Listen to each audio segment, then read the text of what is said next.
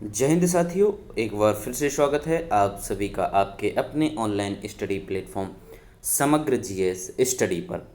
और आज आपका भाई आपके बीच आया है।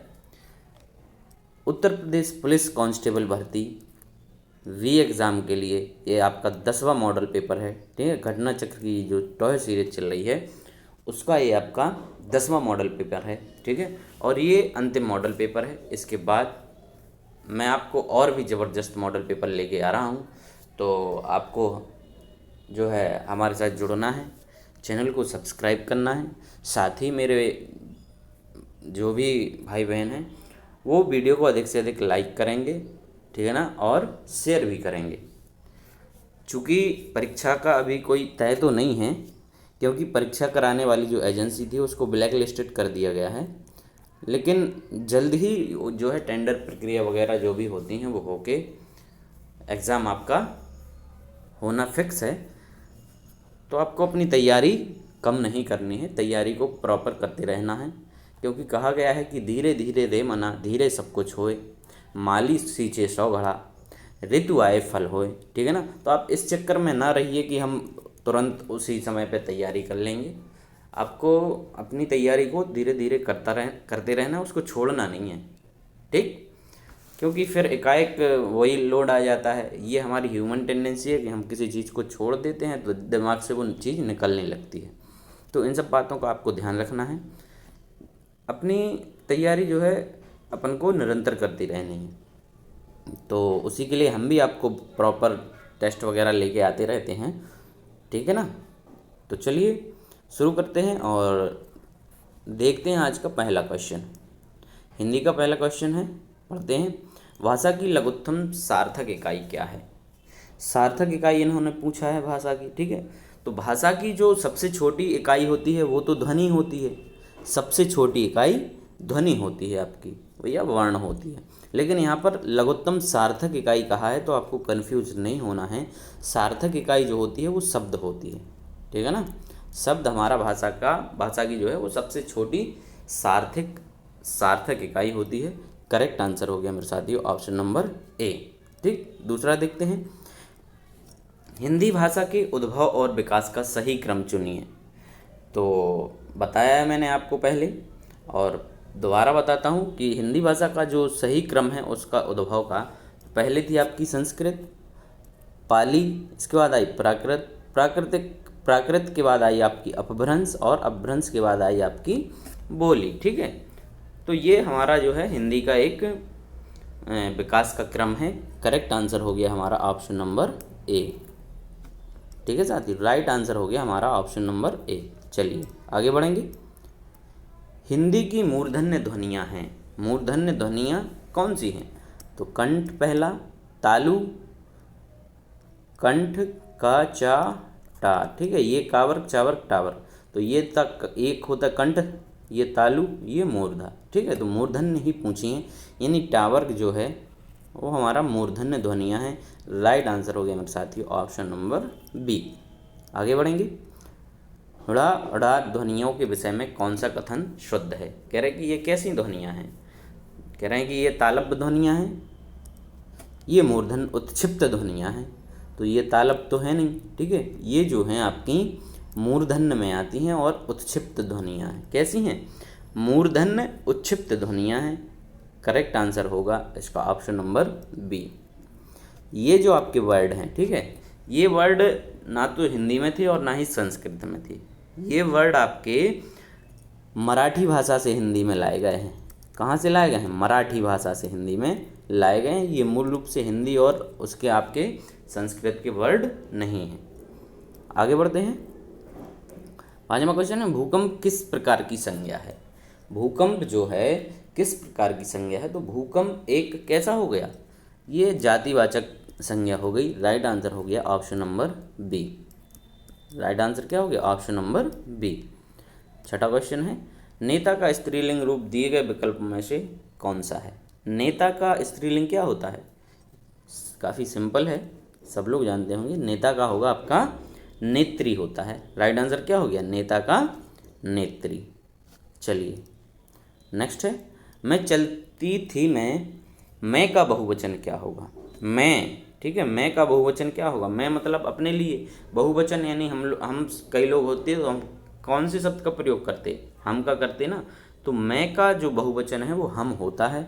करेक्ट आंसर हो गया ऑप्शन नंबर ए, मैं का जो बहुवचन होता है वो हम होता है। ठीक, ये जो है राइट आंसर हो गया।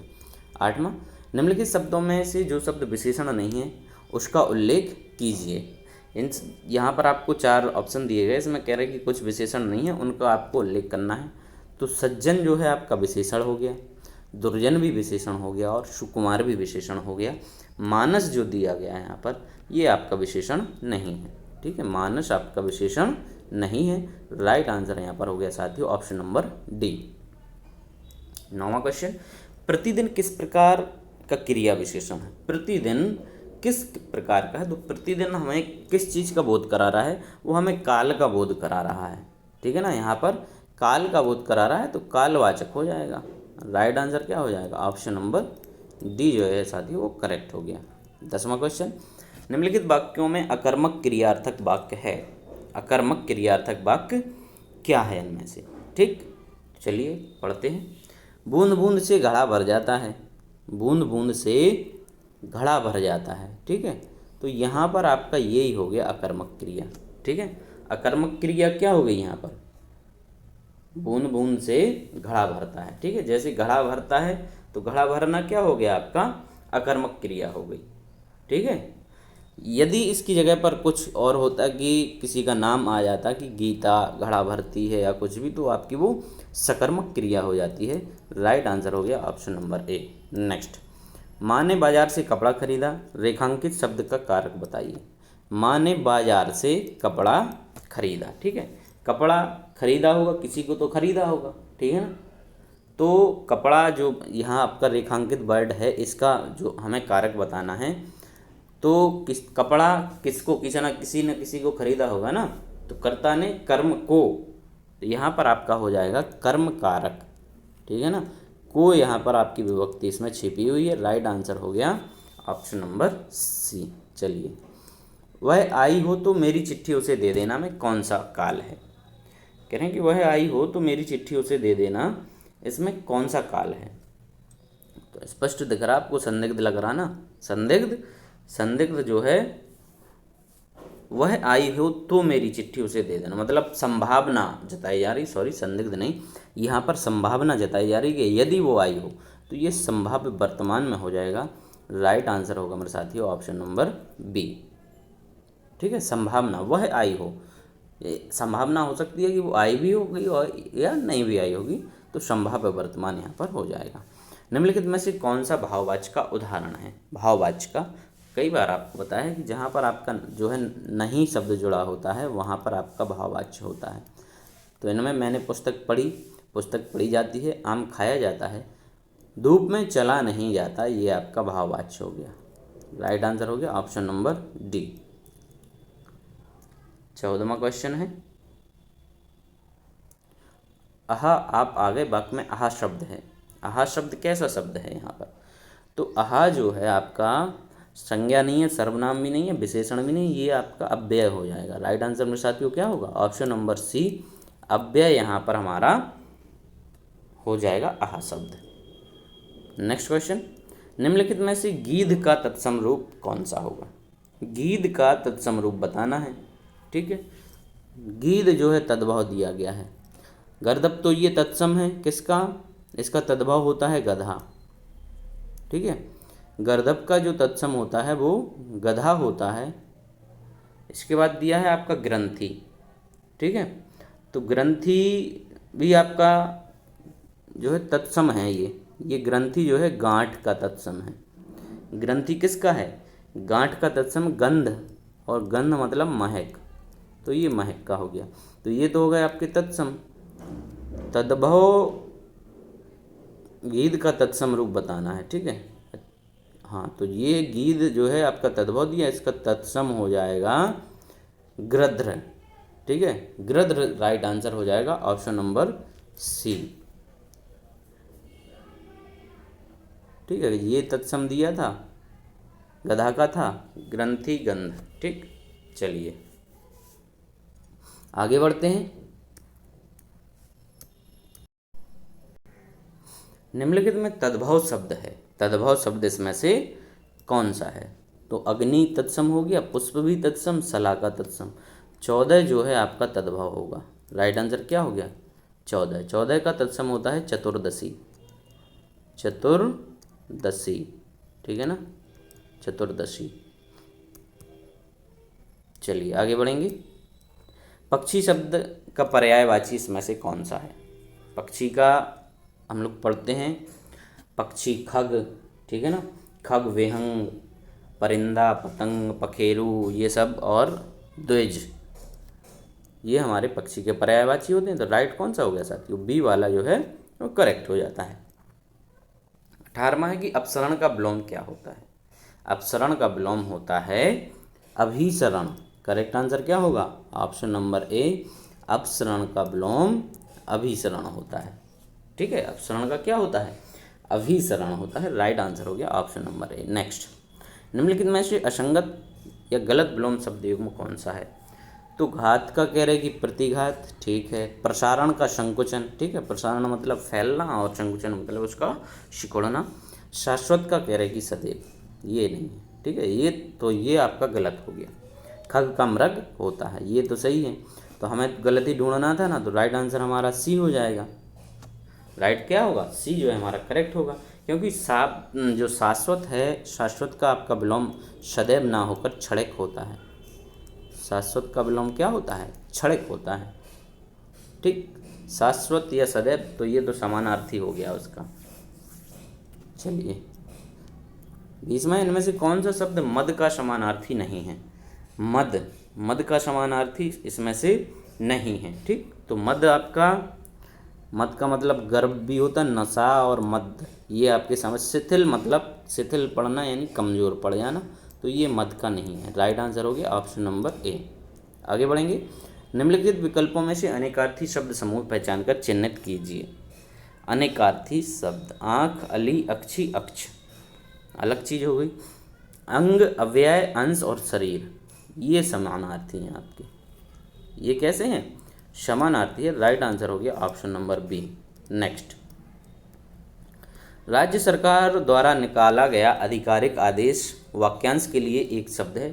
राज्य सरकार द्वारा निकाला गया आधिकारिक आदेश जो होता है वो क्या कहलाता है?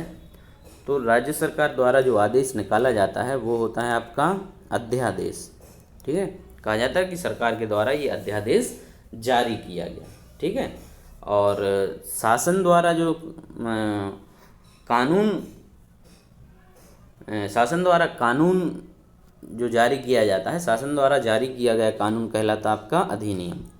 ठीक है ना, शासन के द्वारा जो कानून जारी किया जाता है वो अधिनियम कहलाता है। ठीक, और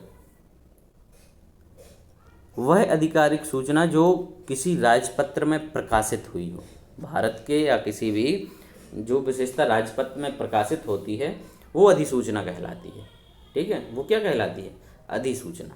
नेक्स्ट है, वह राजकीय धन जो किसानों को सहायतार्थ दिया जाता है उसके लिए उचित शब्द का चयन कीजिए। किसानों की सहायता के लिए जो राजकीय धन दिया जाता है उसके लिए उचित शब्द होता है, राइट आंसर होगा मेरे साथियों यहाँ पर क्या होगा बताएं आप लोग? तकावी होता है। Right answer option number B, तकावी। ठीक है, तकावी दिया जाता है किसानों को सहायता के रूप में। नेक्स्ट है, नीचे दिए गए वाक्य के लिए सही मुहावरा बताइए। युवकों को डॉट डॉट होने पर ही विवाह करना चाहिए। कह रहे अपने पैरों पर दौड़ने योग, अपने पैर पसारने के बाद अपने पैरों पर खड़े होने। तो मुहावरा होता है कि अपने पैरों पर खड़े होने के बाद ही विवाह करना चाहिए। करेक्ट आंसर हो गया ऑप्शन नंबर सी। ठीक है, अगर ऐसे ही सरकार का जो है चलता रहा, जो लोग नौकरी के लिए डिपेंडेंट हैं, तो फिर तो उनको तो विवाह ही नहीं कर पाना, क्योंकि पहले पेपर होगा, पेपर फिर लीक होगा। ठीक है, इसके बाद उसको एग्ज़ाम को रद्द किया जाएगा, फिर दोबारा प्लानिंग बनेगी, फिर री एग्ज़ाम होगा, कोर्ट में जाएगा, फिर तो वही कुंवारा ही मर जाएगा बेचारा। तो समझ रहे हैं ना आप, ये हमारे युवाओं का दर्द है, दर्द। नेक्स्ट है, का बरखा जब कृषि सुखानी तब कहा जाता है जब कोई काम समय पर ना हो, समय को व्यर्थ गवा दिया जाता हो, समय का लाभ ना उठाता हो, समय का पालन करता है। तो ये चौपाई है हमारी कि का बरखा जब कृषि सुखानी समय चूक पुनि का पछतानी, मतलब काम समय पर ना होना फिर काय को पछताना है। ठीक है, मतलब जब कृषि यानी खेती, खेत सूख जाने के बाद बारिश होने का क्या मतलब होता है। ठीक है ना, काम समय पर ना हो पाए फिर क्या मतलब उस चीज़ का। राइट आंसर हो गया ऑप्शन नंबर ए। नेक्स्ट है, द्रौपदी का चीर का अर्थ क्या होता है। तो द्रौपदी के चीर का अर्थ क्या होगा बताएं। साथ साथ थोड़ा आप लोग भी करते चलें, क्योंकि कमेंटबाजी करने से जो है हमारी वीडियो की रीच भी बढ़ती है। आप लोग कर तो दें, थोड़ा सा सहयोग और कर दिया करें मेरे साथियों, जिससे कि हमारा जो है वीडियो का रीच बढ़े। अभी रीच नहीं बढ़ पा रहा है, तो आप लोग हमारी थोड़ी सी हेल्प करते चलें ज़रूर। तो द्रौपदी का चीर का अर्थ होता है कभी समाप्त ना होना। और मेरे साथी जितने भी देखते हैं प्लीज़ लाइक भी किया करें। ठीक है, तो आपसे कुछ नहीं, थोड़ा सा आपको एक लाइक बटन ही तो दबाना है, क्या जाता है। आप जब देख ही रहे हैं तो लाइक भी कर दिया करें। नेक्स्ट है, मनुजात और मनुजात का अर्थ बताइए। मनुजात और मनुजात का अर्थ, ठीक है। तो मनुजात का अर्थ होता है आपका मानव। ठीक है, मनुजात का अर्थ होता है राक्षस। मानव और राक्षस, सी जो है मेरे साथियों राइट आंसर हो गया। 28, परिक्रमा में उपसर्ग है। परिक्रमा में उपसर्ग क्या है। तो सभी को दिख रहा है, परि उपसर्ग यानी आगे, परि ही तो लगा है इसमें उपसर्ग। करेक्ट आंसर हो गया ऑप्शन नंबर डी। ठीक है, चलिए आगे बढ़ते हैं। आहट, आवट, आस आदि किस प्रकार के तद्धित प्रत्यय हैं। आहट, आवट जैसे घबराहट, ठीक है ना, लिखावट, मिठास, ये शब्द आपके आ जाते हैं किस में, भाववाचक संज्ञा में आ जाते हैं। करेक्ट आंसर हो गया ऑप्शन नंबर सी। आगे बढ़ेंगे। अन्यान्य शब्द का संधि विच्छेद क्या होगा। ठीक है, अन्यान्य शब्द का संधि विच्छेद क्या होगा। तो अन्यान्य शब्द का जो संधि विच्छेद है यहाँ पर वो है अन्य प्लस अन्य। क्या है, अन्य प्लस अन्य। और यदि आपने संधि पढ़ी होगी हमारी तो आप बता भी देंगे कौन सी संधि है। तो इसमें संधि कौन सी है, कमेंट करके ज़रूर बताएं। इत्यादि शब्द में कौन सी संधि है। इत्यादि शब्द में कौन सी संधि है। तो आपको शॉर्ट ट्रिक एक बताई गई थी, शॉर्ट ट्रिक बताई गई थी कि जहाँ पर आपको आधा वर्ड मिले वहाँ पर आपकी होती है यण संधि। ठीक है, 99% वर्क करती है आपकी ये ट्रिक। करेक्ट आंसर यण संधि। नेक्स्ट, गुरुदेव समास में समास है। गुरुदेव शब्द में समास बताना है। गुरुदेव शब्द में समास कौन सा है। तो गुरु रूपी देव है जो मतलब कर्मधारय समास। डी जो है मेरे साथियों राइट आंसर हो जाएगा। ठीक है, गुरु रूपी देव है जो, तो वो कहलाएगा क्या, गुरुदेव। आगे बढ़ते हैं। संरचना के आधार पर किए गए वाक्य के वर्गीकरण में इनमें से कौन सा प्रकार नहीं। संरचना के आधार पर, तो संरचना के आधार पर सरल वाक्य, मिश्र वाक्य और संयुक्त वाक्य होता है। आपका आज्ञार्थक वाक्य नहीं होता है। ठीक है, संरचना के आधार, अर्थ के आधार पर आपके हो जाएंगे। तो यहाँ पर जो है वो सी हो जाएगा करेक्ट आंसर। ठीक है साथियों, नेक्स्ट है, इनमें त्रुटिपूर्ण वाक्य या वाक्यांश कौन सा है। हमारी दुग्धशाला में शुद्ध गाय का घी बिकता है, मिलावट सिद्ध करने पर 5,000 रुपये का पुरस्कार प्राप्त करें। तो यहाँ पर जो अशुद्ध या त्रुटिपूर्ण वाक्य हो गया, यहाँ पर हमारी दुग्धशाला में शुद्ध गाय का घी बिकता है, ये गलत हो जाएगा। इसका वजह होना चाहिए था आपका गाय का शुद्ध घी बिकता है। ठीक है, गाय का शुद्ध घी बिकता है, तब आपका करेक्ट हो जाता। राइट आंसर होगा हमारा ऑप्शन नंबर ए में जो है त्रुटि यहाँ पर है। नेक्स्ट है, निम्नलिखित में से शुद्ध वर्तनी वाला शब्द कौन सा है। शुद्ध वर्तनी वाला शब्द आपको बताना है कि उच्च श्रृंखल इसमें से कौन सा करेक्ट लिखा है। कौन सा लग रहा है आपको यहाँ पर करेक्ट। तो उच्च श्रृंखल जो है डी यहाँ पर दिया गया हमारा साथियों, ये राइट आंसर हो जाएगा डी वाला। ऑप्शन नंबर डी करेक्ट हो गया। चलिए अब यहाँ से हमारा सामान्य ज्ञान का पोर्शन। ठीक है, ये आपका सामान्य ज्ञान का पोर्शन होता है। चलिए देखते हैं, पढ़ते हैं, इसको भी मज़ा आएगा इसमें। वीडियो को पूरा देखना है, अंत तक देखना है। ठीक, नवंबर 2023 में भारतीय राष्ट्रीय भुगतान निगम NPCI ने किसे UPI सेफ्टी एम्बेसडर नियुक्त किया था। अभी UPI का ज़माना चल रहा है, ठीक है ना। तो NPCI ने किसके लिए UPI सेफ्टी एम्बेसडर नियुक्त किया है। तो UPI सेफ्टी एम्बेसडर जो नियुक्त किया गया है वो किया गया आपका किसको? पंकज त्रिपाठी को। Right answer option number C. ठीक है, किसे किया गया? अभिनेता हैं ये पंकज त्रिपाठी। ठीक है, जानते ही होंगे आप लोग सब। आगे बढ़ते हैं। निम्नलिखित में से कौन सही सुमेलित है? सही सुमेलित इनमें से कौन सा है? बखीरा वन्यजीव अभ्यारण्य उन्नाव, गलत हो गया। ओखला पक्षी अभ्यारण्य ललितपुर, ये भी गलत हो गया। सांडी पक्षी अभ्यारण्य हरदोई, सांडी पक्षी अभ्यारण्य हरदोई, ये सही है। ठीक है, महावीर स्वामी वन्यजीव अभ्यारण्य बस्ती, ये गलत हो गया। ठीक है, क्योंकि महावीर स्वामी वन्यजीव अभ्यारण्य ये आपका ललितपुर में है, ये ललितपुर में है। सी जो है वो करेक्ट हो गया आपका यहाँ पर। ठीक है, सी ऑप्शन जो दिया है वो करेक्ट आंसर हो जाता है। ओखला जो है आपका ये ललितपुर में ना होकर गौतम बुद्ध नगर में है। ठीक है, गौतम बुद्ध नगर में, जीबी नगर जिसको बोलते हैं शॉर्ट में, जीबी नगर में।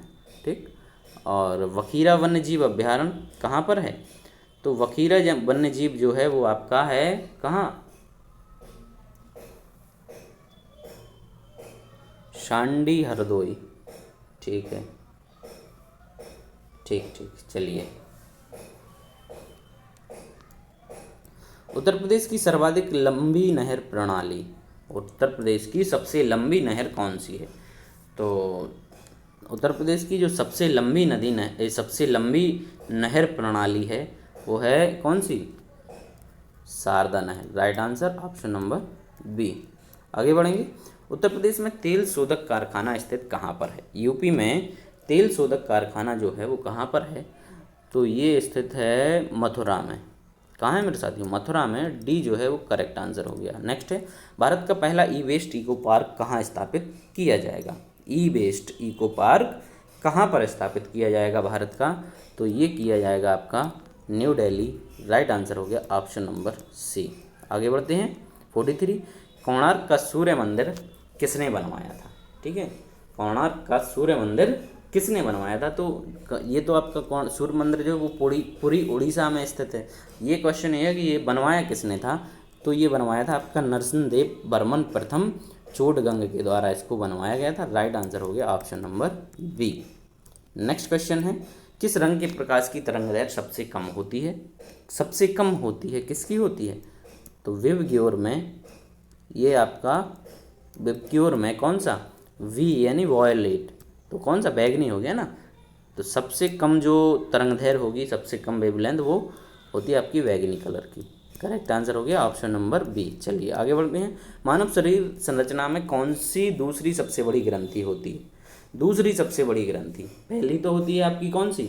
आपको बताया था हमने एक और, मैं ये क्वेश्चन आपके रिपीटेड हैं। तो पहली होती है आपकी एक यकृत, सबसे बड़ी ग्रंथि कौन सी है? लीवर होती है। उसके बाद होती है आपकी पैनक्रियास, या जिसको हम लोग अग्नाशय बोलते हैं, अग्न्याशय। सी जो है वो करेक्ट हो गया।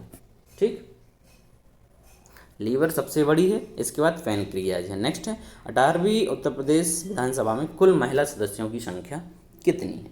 शानदार क्वेश्चन है भाई। ठीक है, तो 18वीं जो विधानसभा चयनित हुई आपकी 2022 में हुई, इसमें कह रहे हैं कि कितनी महिलाएं हैं। ये क्वेश्चन अच्छा है। इसमें महिलाओं की संख्या कितनी है? तो महिलाओं की संख्या है साथियों 47। राइट आंसर हो गया ऑप्शन नंबर बी, 47। नेक्स्ट है, धर्म आदि के आधार पर विभेद का प्रतिषेध भारत के संविधान का अनुच्छेद 15 एक मूल अधिकार है जिसे इसके अधीन वर्गीकृत किया जाएगा। धर्म आदि के आधार पर, तो धर्म आदि के आधार पर जो है विभेद का प्रतिषेध भारत के संविधान के आर्टिकल 15 में है। ठीक है, आर्टिकल 15 में है एक, जो कि मूल अधिकार है। तो इसे किसके अधीन वर्गीकृत किया जाएगा? राइट आंसर होगा यहाँ पर समता का अधिकार। ठीक है, समता का अधिकार के अंतर्गत ये आता है। चलिए आगे बढ़ेंगे। उत्तर प्रदेश के किस शहर में पागल बाबा मंदिर स्थित है? पागल बाबा मंदिर उत्तर प्रदेश के किस शहर में स्थित है? तो पागल बाबा मंदिर जो है वो है आपका वृंदावन में। राइट आंसर हो गया ऑप्शन नंबर ए। आगे बढ़ेंगे। स्कर्वी रोग किस विटामिन की कमी के कारण होता है? स्कर्वी रोग जो है वो आपका किसके? तो विटामिन सी यानी एस्कॉर्बिक एसिड जो है उसकी कमी के कारण आपको होता है स्कर्वी। राइट आंसर हो गया ऑप्शन नंबर डी। ठीक है, चलिए आगे बढ़ते हैं। उत्तर प्रदेश में स्वामी विवेकानंद ऐतिहासिक पर्यटन यात्रा योजना उत्तर प्रदेश सरकार द्वारा किसके लिए आरंभ की गई है? उत्तर प्रदेश स्वामी विवेकानंद ऐतिहासिक पर्यटन यात्रा योजना उत्तर प्रदेश सरकार द्वारा किसके लिए आयोजित की गई है? तो ये आयोजित की गई आपकी किसके लिए? मजदूरों के लिए की गई है। राइट आंसर हो गया ऑप्शन नंबर डी, मजदूरों के लिए। निम्नलिखित अंगों में से कौन सा अंग पित्त रस का स्राव करता है? पित्त रस का स्राव कौन सा अंग करता है? तो पित्त रस का जो स्राव होता है वो आपका होता है यकृत या लीवर से। राइट आंसर हो गया option number D. Next, Chalukya वंश का सबसे महान शासक कौन था? चालुक्य वंश का सबसे महान शासक कौन सा था? तो चालुक्य वंश का जो सबसे महान शासक था मेरे साथ, वो था पुलकेशिन द्वितीय। राइट आंसर हो गया ऑप्शन नंबर सी, पुलकेशिन द्वितीय। 53वां है, उत्तर प्रदेश में होली के त्यौहार पर लठमार होली मनाई जाती है। कहाँ मनाई जाती है? तो लठमार होली मनाई जाती है आपकी बरसाना में। करेक्ट आंसर हो गया ऑप्शन नंबर ए, बरसाना में। ठीक, नेक्स्ट, राज्य के खर्च पर हज की व्यवस्था करने वाला पहला भारतीय शासक था। कौन था? तो राज्य के खर्च पर हज की जो है मतलब सरकारी खजाने से हज की यात्रा पर भेजने वाला जो शासक था वो था फिरोज तुगलक। राइट आंसर हो गया ऑप्शन नंबर बी। 55वां क्वेश्चन है कि बांग्लादेश की स्थापना इस वर्ष में हुई थी, कब हुई थी? तो कब हुई थी? ये 1971 में पूर्वी पाकिस्तान अलग हुआ था। ठीक है, अलग होकर एक देश बन गया था जिसका नाम पड़ गया था बांग्लादेश। ठीक है, तो राइट आंसर हो गया ऑप्शन नंबर ए। और भारत का इसमें काफ़ी योगदान रहा है, बांग्लादेश की स्वतंत्रता में भारत का काफ़ी योगदान रहा है। नेक्स्ट है, निम्न में से कौन सा राष्ट्रीय उद्यान अभ्यारण्य राजस्थान में नहीं है? इनमें से कौन सा राष्ट्रीय उद्यान या अभ्यारण्य कह रहे हैं कि राजस्थान में नहीं है? तो रणथंभौर है, सरिस का है, जयसमंद है, और राजा जी है राष्ट्रीय उद्यान, ये नहीं है आपका। राजा जी राष्ट्रीय उद्यान ये आपका नहीं है। ठीक है, ये जो है उत्तराखंड में है। कहाँ पर है? उत्तराखंड में। चलिए आगे बढ़ते हैं। उत्तर प्रदेश दिवस कब मनाया जाता है? काफ़ी सिंपल क्वेश्चन, सभी को रटा रटाया है, 24 जनवरी को। ठीक है, सी हो गया। आगे बढ़ते हैं। निम्नलिखित में से किसके पास भारतीय सुरक्षा बलों पर सर्वोच्च कमान प्राप्त है? भारतीय सुरक्षा बलों की जो है सर्वोच्च कमान, तो तीनों जो सेनाएं होती हैं, जल सेना, थल सेना और वायु सेना, उनका सर्वोच्च कमांडर जो होता है वो भारत का प्रेसिडेंट या भारत के राष्ट्रपति होते हैं। राइट आंसर हो गया option number D. Next, Lok Sabha आयोजित करने के लिए अपेक्षित गणपूर्ति कोरम जो है उसका क्या है? कोरम क्या होता है लोकसभा को आयोजित करने के लिए अपेक्षित? तो लोकसभा की कार्रवाई को प्रारंभ करने के लिए जो कोरम होता है कि जो टोटल सदस्य हैं, ठीक है, टोटल सदस्य हैं आपके, प्रत्येक सदन के, कोई भी सदन हो, उसके 1/10 सदस्यों की उपस्थिति अनिवार्य है। ठीक है, कितनी? 1/10 सदस्यों की उपस्थिति इसमें अनिवार्य है, तभी आपका कोरम पूर्ण माना जाएगा और कार्रवाई आगे बढ़ाई जाएगी। नेक्स्ट है, उत्तर प्रदेश में प्रथम विकलांग विश्वविद्यालय स्थापित किया गया है। तो ये काफ़ी क्वेश्चन जो है रिपीटेड है, पहले भी आपको बता चुके हैं। चित्रकूट में है ये, जगतगुरु रामभद्राचार्य के द्वारा इस यूनिवर्सिटी की स्थापना की गई है और ये इसके जीवन पर्यंत कुलपति भी रहेंगे। नेक्स्ट है, उत्तर प्रदेश के कुल स्मार्ट सिटी योजना में सम्मिलित जिले हैं। स्मार्ट सिटी में उत्तर प्रदेश के कितने जिलों को शामिल किया गया था? तो 12 जिलों को उत्तर प्रदेश के शामिल किया गया था। राइट आंसर हो जाएगा आपका ऑप्शन नंबर ए, 12 है। नेक्स्ट है, भारत में किसके सुझावों पर सरकार द्वारा कृषि फसलों का न्यूनतम समर्थन मूल्य एमएसपी जारी किया जाता है? किसके समर्थन पर किया जाता है एमएसपी जारी? तो ये किया जाता है आपका कृषि लागत और मूल्य उद्योग के द्वारा, CACP। राइट आंसर हो गया option number D. Next, Uttar Pradesh के बजट 23-24 में मुख्यमंत्री कन्या सुमंगला योजना के लिए कितनी राशि का प्रावधान किया गया था? 23-24 के बजट में कन्या सुमंगला योजना के लिए 1050 करोड़ की धनराशि जो है वो स्वीकृत की गई थी। 1050 करोड़। राइट आंसर हो गया साथियों ऑप्शन नंबर डी। 64, एकाधिकार शब्द किससे संबंधित है? एकाधिकार शब्द आपका कह रहा है कि किससे संबंधित है? तो ये पूंजीवाद से संबंधित है। पूंजीवाद में एकाधिकार होता है, ठीक है, किसी व्यक्ति विशेष का या किसी चीज़ पर एकाधिकार हो जाता है। उत्तर प्रदेश वित्तीय निगम की स्थापना कब हुई थी? तो वित्तीय निगम की स्थापना उत्तर प्रदेश की हुई थी आपकी कब? राइट आंसर है आपका ऑप्शन नंबर डी 1954 में। कब हुई थी? 1954 में। 66वां, डेंगू बुखार किस रोग वाहक द्वारा संचारित होता है? तो डेंगू जो है एक मच्छर के द्वारा फैलता है, ठीक है। डेंगू जो है एक भयंकर तेज बुखार है और ये एक वायरस से होने वाला रोग है। तो ये एंडीज एजिप्टी के माध्यम से फैलता है। राइट आंसर हो गया option number A, Andes aegypti. Correct answer हो गया ऑप्शन नंबर ए, ठीक है। 67, दो नदियों के बीच उपजाऊ भूमि को क्या कहते हैं? दो नदियों के बीच की जो उपजाऊ भूमि होती है उसको क्या कहेंगे? ठीक है, मान लीजिए एक नदी ये हो गई, दूसरी नदी ये है, इसके जो बीच की भूमि है इसको कहते हैं हम दोआब। क्या कहते हैं? दोआब। राइट आंसर हो गया ऑप्शन नंबर सी, दो नदियों के बीच की भूमि दोआब कहलाती है। कौन सा पर्वत हिमालय श्रृंखला का अंग नहीं है? इसमें से हिमालय जो श्रृंखला है, पर्वत श्रृंखला, उसका अंग इनमें से कौन सा नहीं है? तो अरावली नहीं है। करेक्ट आंसर हो गया आपका ऑप्शन नंबर ए, अरावली जो है वो हिमालय की पर्वत श्रृंखला का अंग नहीं है, ठीक है। आगे बढ़ते हैं। उत्तर प्रदेश में कोयले के भंडार पाए जाते हैं। कहाँ पर पाए जाते हैं उत्तर प्रदेश में कोयले के भंडार? तो सिंगरौली जो क्षेत्र है वो कोयले के भंडार के लिए काफ़ी फेमस है। नेक्स्ट क्वेश्चन है कि भारतीय मानक समय किस रेखांश पर अपनाया गया है? तो भारतीय मानक समय रेखा काफ़ी पुराना और रिपीटेड क्वेश्चन है, सभी को लगभग याद ही होगा, 82.5 डिग्री जो होता है, ठीक है। राइट आंसर हो गया ऑप्शन नंबर बी, ठीक है।